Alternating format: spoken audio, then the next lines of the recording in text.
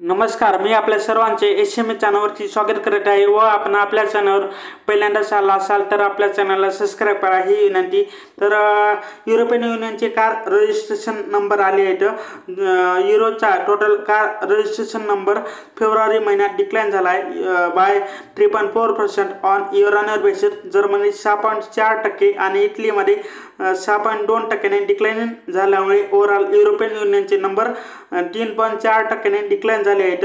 हाच ट्रेंड आपण वगैरे लास्ट मंथमध्ये पाहिला होता। जानेवारीत similar year on year growth negative साईडवर होती आणि जो जर्मनी होता तो वन ऑफ बिगेस्ट डिक्लाइनिंग होता, म्हणजे डिक्लाइनिंग ग्रोथ या कंट्रीमध्ये पाहायला मिळाली होती। आणि एक सिमिलर ट्रेंड जो की लास्ट मंथपासून कॅरी फॉरवर्ड झाला आहे was the adoption of battery electric vehicle. जर इलेक्ट्रिक व्हेकलमध्ये ग्रोथ 24% वाढली आहे टोटल नंबर्समध्ये आणि आता इलेक्ट्रिक व्हेकलचा ओव्हरऑल मार्केट शेअर 15.4% पर्यंत वाढला आहे। जर आपण लास्ट 2 मंथ बद्दल बोललो तर म्हणजे जानेवारी आणि फेब्रुवारीमध्ये तर म्हणजे ओव्हरऑल 28% इलेक्ट्रिक व्हेकलचा सेल्स वाढली आहे आणि majorly growth Germany, Belgium and नेदरलँडमध्ये आहे। युरोपियन नेशनमध्ये असलेले टॉप जेथे कार रजिस्ट्रेशन चालू आहे त्यातील टॉप 4 मार्केटमधील या 3 मार्केटमध्ये येथे सबस्टॅन्शियल इलेक्ट्रिक व्हेकलचे अडॉप्शन आपल्याला बघायला वगैरे मिळत आहे। ओव्हरऑल जी कार रजिस्ट्रेशनचे जे नंबरमध्ये डिक्लाइनिंग वगैरे पाहायला मिळत आहे। That has been a result of poor economic condition and जर recently rate cut he pause केली असतील तर पुन्हा लोन देणे डिफिकल्ट झाले आहे आणि आता महागाई रोखण्यावर आणि US-मधून टॅरिफचा काय परिणाम होतो हे पाहण्यावरती अधिक लक्ष केंद्रित केले जात आहे। तर पुन्हा या सर्व गोष्टीचा परिणाम पुढे जाणाऱ्या एकूण अर्थव्यवस्थेवरही होईल। या आकडेवारीचा भारतातील ER&D प्लेयर्सवरही नकारात्मक परिणाम होऊ शकतो। सो KPI, टाटा एल्क्सी आणि L&T टेक्नॉलॉजी यासारख्या कंपनीवर डिक्लाइनिंग परिणाम होऊ शकतो। ही त्यांच्यासाठी चांगली बातमी नक्कीच नाही। तर जर पुढे म्हणजे इंडिया अँड सिंगापूरचे एक green and digital shipping corridor sign बनवण्यासाठी गोष्ट केली जात आहे। येथे एक लेटर ऑफ इंटेंट साइन वगैरे केलं गेलं आहे या दोन्ही देशामध्ये। यामुळे या कॉरिडॉरचा मुख्य उद्दिष्ट मेरीटाईम डिजिटलायझेशन्स अँड कार्बनायझेशन्स सुधारणे ही आहे। तर भारताच्या बाजूने यावर फोकस केलं जाईल की येथे या पर्टिक्युलर सेगमेंटमध्ये शक्य तितके डिजिटल इंटिग्रेशन आणली पाहिजे आणि इतर अनेक देशांची देखील सहकार्य केलं जाईल, ज्यामध्ये अनेक असेही म्हटलं जात आहे की भारताची सागरी वर्कफोर्समध्ये वाढ केली जाईल आणि या कॉरिडॉर रतनडप port and various port in इंडियामध्ये ऑपरेट केलं जाईल किंवा चालवले जातील। तर येथे या दोन्ही देशामध्ये एक न्यू कोलॅबरेशन केलं आहे। तसंच आता सर्वात मोठी न्यूज 2025 मध्ये 9 ते 10% पर्यंत पॉवर डिमांड सर्च होताना आपल्याला पाहायला मिळू शकते, specially in the peak of summer season. जर 2024 ची गोष्ट केली तर लास्ट इयर पॉवर डिमांड खूप मोठी होती बिकॉज ऑफ हाय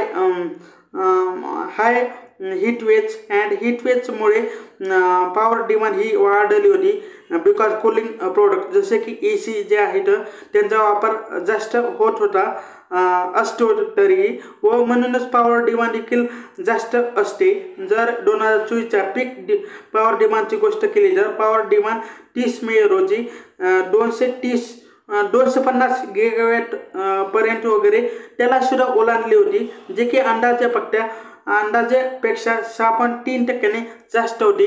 एकंदरीत 2024मध्ये येथे उष्णतेची लाटेची संख्या गेल्या 15 वर्षातील सर्वाधिक होती आणि म्हणूनच पॉवर डिमांड जी ओव्हरऑल डिमांड वगैरे होती ती जास्त होती आणि या समर सीझनमध्येही अशाच प्रकारे पॉवर डिमांड वाढण्याची अपेक्षा आहे.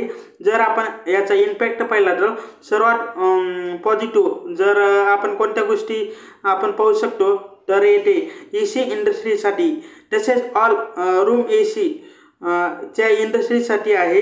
त्यात ऑलमोस्ट 50 ते 60% वाढले आहेत, वाढू शकतात इन 2024 जो की पीक इयर होता. असे असूनही येथे चांगले पेनिट्रेशनची आवश्यकता आहे. जर आपण ACच्या सध्याचा वापर पाहिला तर सुमारे 8% आहे व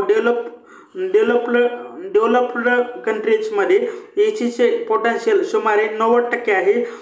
तर येथे ACचे लो पेनिट्रेशन वगैरे आहे. आणि जर आपण आपल्या वातावरणाबद्दल बोललो तर एन्व्हायरमेंटबद्दल तर उष्णतेची लाट जशी वाढेल तसे ACची डिमांड वाढू शकते.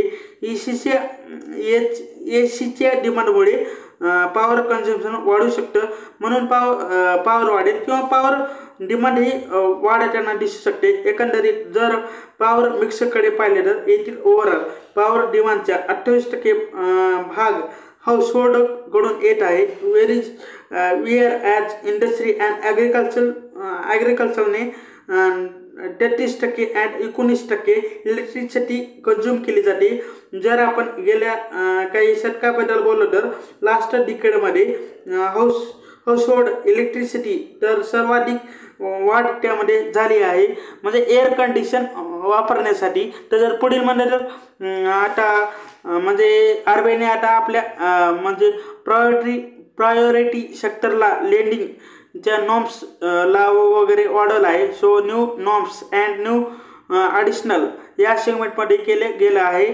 तर प्रायोरिटी सेक्टरमध्ये लेंडिंग किंवा PSA नॉर्म्स ज्याला वगैरे म्हटलं जातं तो बेसिकली एक RBIकडून आदेश असतो की बँकांना काही स्पेसिफिक सेगमेंटना वगैरे प्रमोट करावे लागते, त्यांना अधिक कर्ज वगैरे द्यावे लागते जेणेकरून या सेगमेंटची ओव्हरऑल इकॉनॉमिक डेव्हलपमेंट ही चांगली राहील. म्हणून जर आपण PSL सेगमेंटबद्दल बोललो तर that include agriculture, MSME, education, housing and social infrastructure loans. म्हणून रिझर्व्ह बँकेने नुकतेच जाहीर केलं आहे की हे नवीन नियम 1 एप्रिलपासून लागू केले जातील. आणि हे नियम काय आहेत तर येथे सर्वप्रथम होम लोन्स अँड रिन्युएबल एनर्जीशी संबंधित कर्जासाठी वगैरे असतील त्या म्हणजे याची लिमिट वाढवण्यात आले आहेत. तर तसे म्हणून RBIने हाऊसिंगवर फोकस केलं आहे. अधिकाधिक होम लोन दिलं जावेत आणि येथे रिन्युएबल सेक्टरलाही प्रमोट करण्यासाठी चर्चा केली जात आहे किंवा गोष्टी केली जात आहे. याशिवाय अर्बन आपलं कोऑपरेटिव्ह बँक्सनाही सांगण्यात आलेलं आहे की आपलं PSLचे टोटल टार्गेट नेट बँकिंग क्रेडिटचे 65% ऐवजी 60% केलं जाईल. जर आपण ओव्हरऑल रुरल बद्दल बोललो तर करंटली कमर्शियल बँक जे आहेत, ज्या डोमेस्टिक बँक आहेत किंवा फॉरेन बँक आहेत, फॉरेन बँक्स वगैरे आहेत ज्यांच्या की भारतामध्ये 20पेक्षा जास्त ब्रँचेस आहेत, शाखा आहेत, त्यांना एक ॲव्हरेज नेट बँक क्रेडिटच्या 40% वाटा करावे लागेल आणि 40% त्यांनी प्रायोरिटी सेक्टरना अलोकेट करावे लागेल. याशिवाय रुरल रिजनल बँकांना अँड स्मॉल फायनान्स बँकांना PSL साठी 45% टार्गेट आहे आणि अर्बन कोऑपरेटिव्ह बँकांचे म्हणजे डिफरंट क्रायटेरियावर आधारित वेगवेगळे अलग लक्ष वगैरे आहेत. म्हणून PSL मार्गदर्शक तत्वाचा विस्तार करण्याचे आणि येथे नियमात बदल करण्याचे कारण काय आहे, ज्या क्रिटिकल एरियाज सेगमेंटना विकासाची गरज जास्त आहे। त्यांना अधिक कर्ज मिळावे आणि त्याचे अधिक कर्ज मिळाले तर त्याचे विकासाला चालना मिळू शकते। त्यामुळे एकंदरीत या PSL नॉर्म्स मागील विचार प्रक्रिया सस्टेनेबल इकॉनॉमी डेव्हलपमेंट घडवून आणणार आहेत। तर जर पुढील म्हणलं तर न्यूज गोदरेज ग्रुप रिगार्डिंग आहे। तर गोदरेज एंटरप्राइजेसचा जो ग्रुप आहे त्यांनी सांगितलं आहे की यावर्षी अर्थामध्ये म्हणजेच FY25 मध्ये त्यांना एशियलचे व्हॅल्यूमध्ये 100% जास्त ग्रोथ अपेक्षित आहे। तसेच अराउंड 6.7 लाख युनिटवरून ऑलमोस्ट 14 लाख युनिटपर्यंत त्याची व्हॅल्यू आणली आहेत फॉर FY25, जे की या इंडस्ट्रीत 100%पेक्षा जास्त ग्रोथ दर्शवित आहेत। ओव्हरऑल मार्केट शेअरबद्दल आपण बोललो तर कंपनीने म्हटलं आहे की आता त्यांचं मार्केट शेअर अराउंड 10% आहे। तर गोदरेज एंटरप्राइजेसचे business head mister Kamal Nandi यांनीही सांगितलं आहे की इंडस्ट्री ग्रोथ FY25 मध्ये खूपच मजबूत होती। ती व्यापक आधारावर जवळपास 60% वगैरे ग्रोथ दिसून आली आहे। FY26 बद्दल बोलताना कंपनीने म्हटलं की ही ग्रोथ आहे FY25 मध्ये एक्स्ट्रा ऑर्डिनरी म्हणजे असाधारण ग्रोथ आहे। तर ही FY26 मध्ये नसेल पण तरी एक मजबूत ग्रोथ आहे। ही FY26 मध्ये जवळपास 50% वाढ अपेक्षित असल्याचे त्याने भाकीत वगैरे करत आहेत। आणि त्यांनी असेही म्हटलं की ज्या इंडस्ट्रीचा बेस FY25 मध्ये खूप वाढला होता, या 50 ते 60% ग्रोथ नंतरही पुन्हा एकदा हा बिझनेस 30 ते 35% ग्रोथ वगैरे दाखवू शकतो। आपण पाहू शकतो म्हणजे FY26 मध्ये PG इलेक्ट्रोफास्ट मॅन्युफॅक्चरिंगने असेही म्हटलं आहे की आपलं कॉम्प्रेसरच्या कमतरतेच्या समस्या ज्याबद्दल की बरेच काही बोलले जात आहे, ज्यामुळे सध्या ही सीझनमध्ये कॉम्प्रेशनची समस्या इतकी मोठ्या प्रमाणात परिणाम करणार नाही अशी त्यांना अपेक्षा वगैरे आहे।